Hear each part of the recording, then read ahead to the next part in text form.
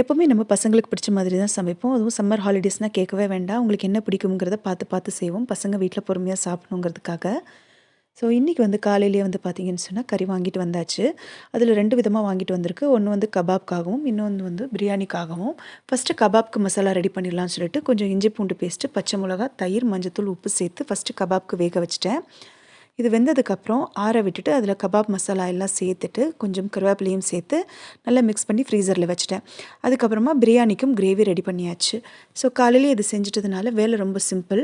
கொஞ்சம் கிரேவியை தனியாக பிரியாணிக்கு எடுத்து வச்சுட்டு கொஞ்சமாக மட்டும் தனியாக இன்னொரு குக்கரில் சேர்த்துட்டு அதில் தண்ணி சேர்த்து கொஞ்சம் உப்பு மிளகாய் தூள் சேர்த்து நல்லா கொதிக்க வச்சுட்டேன். இது நல்லா கொதிச்சதுக்கப்புறம் பார்த்தீங்கன்னா சேமியா சேர்த்துக்கிறேன். ஸோ பிரியாணி சேமியா செம்ம டேஸ்டியாக இருக்கும். கண்டிப்பாக ட்ரை பண்ணுங்கள்.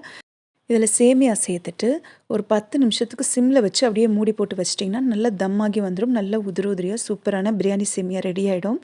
பசங்களுக்கு மார்னிங் சாப்பிட்றதுக்கு அவ்வளோ நல்லாயிருக்கும். மார்னிங்க்கு வந்து இதை நம்ம ஸ்கூல் டைமில் கூட செஞ்சு வச்சிடலாம். முன்னாடியே கிரேவி செஞ்சு வச்சிட்டோன்னு சொன்னால். அடுத்தது வந்து லஞ்சுக்கு வந்து பார்த்திங்கன்னு சொன்னால் ஒயிட் ரைஸ் கூடவே வந்து அரைச்சி விட்ட சாம்பார் செஞ்சுட்டேன். ரொம்ப ரொம்ப ஈஸி அண்ட் செம்ம டேஸ்டியான சாம்பார் இது. கண்டிப்பாக வந்து சலாமத் சமையல் சேனலில் ரெசிபி நான் வந்து ஷேர் பண்ணுறேன். அண்ட் தொட்டுக்கிறதுக்கு செஞ்சு வச்சுருந்த கபாப் பொரிச்சாச்சு. அடுத்தது டின்னருக்கு பார்த்திங்கன்னா ஆல்ரெடி நம்ம சூப்பராக கிரேவி செஞ்சு வச்சுருந்தோம் இல்லையா, அதை மட்டும் சுட வச்சுட்டு அது கூடவே வந்து சாதம் வடிச்சிட்டு வடித்த பிரியாணி லேயர் தம் பிரியாணி செஞ்சுட்டேன். அவ்வளோதான். செம்ம டேஸ்டியான ஈஸியான ரெசிபி பிரியாணி.